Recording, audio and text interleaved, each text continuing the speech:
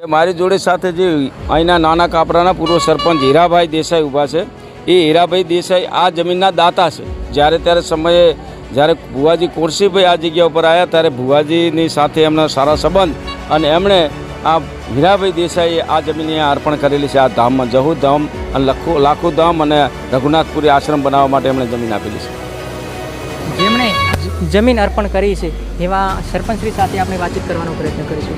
શું કહેશો જે આ માતાજીને લઈને આપણે પાવન પિતૃત્વ પર્વ જે મંદિરને લઈને જમીન અર્પણ કરવામાં આવી છે તેને લઈને કેવો જોવા મળે? અહીંયા માતાજીના બાપુના આશીર્વાદથી ભુવાજી અહીંયા આવેલા હતા અને અમને બોલાવીને વાત કરી કે આ જગ્યાએ આપણે બાપુનો આશ્રમ બાંધવો છે. તો અહીંયા અમારા કંઈક આગલા જન્મના પુણ્ય હશે વડવાઓના. અમે કીધું કે ભાઈ તમે આટલું બધું કામ કરતા હો, મંદિર બનાવતા હો, આશ્રમ વધતા હો, તો મારી જમીન અહીંયા છે તો હું તમને આપીશ. આ જમીન મેં વેચાથી લઈ અને બક્ષિસ આપીશ.